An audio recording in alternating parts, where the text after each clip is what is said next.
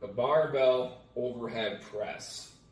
I've been seeing a lot of hate on this exercise in the last few months that I want to address in this video, especially for my skinny guys looking to put on some muscle size and strength to get bigger and stronger, which also involves putting on some size and strength on the shoulders, the back, and everything else, which the overhead press addresses. So I've been seeing the statement a lot lately that the overhead press is a trash exercise that I want to address in this video from a few different standpoints.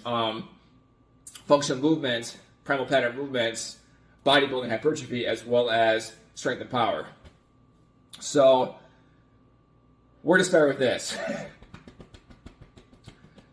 So from a functional movement standpoint alone, let me ask you this question. For everyday life outside of the gym, how often do you lay on your back to bench press something off of your chest in comparison to pressing something over your head?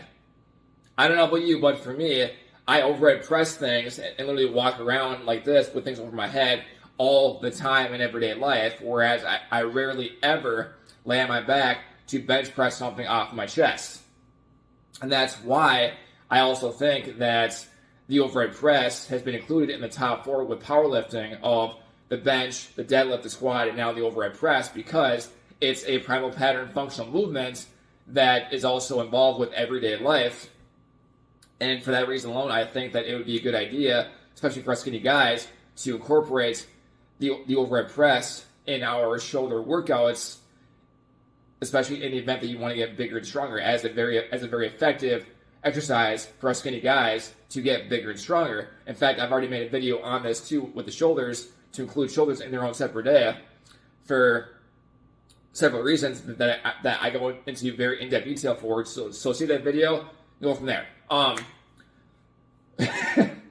Secondly, from a bodybuilding and strength standpoint, let me ask you this. Have you ever seen a guy overhead press a decent amount of weight, impressive amount of weight for that matter, and not have big, strong shoulders, back, everything else? I personally have not. I have yet to see a guy that can overhead press a lot of weight over his head and not have big and strong shoulders, back, neck, core, things of that nature. Enough said with that. Now, to go into more of a bodybuilding context here that the majority of the viewers are probably waiting for with that. So I think that the majority of people that have a dispute against the overhead press are coming from a bodybuilding perspective because it's a trash exercise and that there are better exercise to work the front deltoid. Now, bodybuilding definition, parameters of bodybuilding is time under tension and compound movements, right? And more recently, there's been a popularity with doing isolation exercises, and lots of those that do not tax your nervous system nearly as much as the big compound movements do, like barbell rows, the overhead press, the deadlift, pull-ups, barbell rows, if I already mentioned that one. Just any type of a compound movement that involves lots of muscles being worked all at the same time. And the more muscles that are involved in a workout, crush in an exercise, the more it's going to tax your nervous system. And that's why it's now being kind of more popular to do in bodybuilding, to do direct isolation exercises to work just one muscle without taxing your nervous system. Now, in the event that your nervous system is fried, your core is fried, and you want to still hit a muscle that needs some extra work, cool, I'm all for that. However, the huge downside of this, especially for my skinny guys that do not want to or have time to spend upwards of 2 hours or more in the gym to do 30, 40, 50, 60, 70 sets of exercises over the course of upwards of 3 hours. I don't have time for that. I have things to do. I also don't want to do that. And that I've also mentioned that in a separate video altogether too, as to the big 3 reasons why giant professional workouts that involve lots and lots of volume do not work for our genetics, metabolism, and body type as skinny men. So see the video too that addresses that whole situation in itself, which is a whole different video in itself. Anyway, so once again, the issue I have with doing direct isolation work is that it involves adding a lot more volume to the workouts, which takes a long time to do. Whereas for me, I prefer to train smarter, do less, and accomplish way more in far less time. And this is what I teach my skinny guys with low volume workouts, 9 to 12 sets max for me, that I teach my skinny guys to do to get effective workouts, 100% efforts and intensity, 100% effort into the workouts. Intensity is, anyway, so intensity refers to something else. And so correction on that, effective workouts, 100% efforts, to crush the workout to create an effective growth and muscle strength response, to grow bigger and stronger to gain muscle size and strength. That's what I specialize in. Low volume workouts. Train smarter, do less, and accomplish more. So that's my argument and solution to these giant workouts that can work. They just don't work. They just don't work very well for our genetics, metabolism, and body type as skinny men. So, I'm trying to remember what I want to say here now. Okay, so trying to gather all my thoughts here as I go. So with that being said, with the shoulders, a very common exercise for that is to do the front raise, especially the big one that Arnold does. I don't even know what that exercise is called. Yes, I agree with that. That's a great exercise for the front deltoid. But once again, if you spend all day doing just direct isolation work with specific muscle groups, that requires lots of volume and lots of big workouts. And I've already squashed that as to why I prefer to not do that and do low volume workouts. Anyway, moving on. So, but yes, the front raise is a good exercise. I use that as a finisher with my shoulder workout sometimes in the event my shoulders aren't already fried from everything else I'm doing. So I do agree with that exercise. I just prefer to implement it in a very different way compared to these giant. Compared to these giant high volume workouts. Anyway, so next, moving on to not make this video too long. Dwayne Johnson. So bodybuilding once again. Time under tension. Let's address that one with bodybuilding. Lots of time under tension, right? So Dwayne Johnson. So this is the first time I've seen this. Is when I saw a video of Dwayne "The Rock" Johnson. He showed me this concept of what's called running the rack. Essentially, you take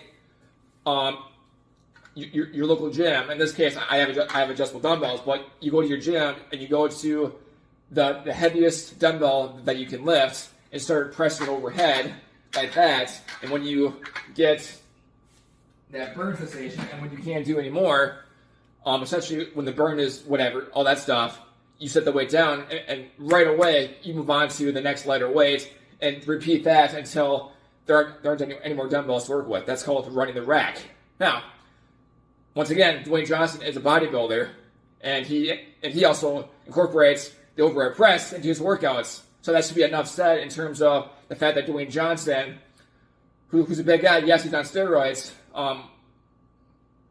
I'm assuming he's on steroids. I'm not going to get steroids, but I'm assuming that he's on steroids or some type of TRT. So the fact that he includes the overhead press in his workouts is enough said. So speaking of all that stuff too, one thing I want to point out is that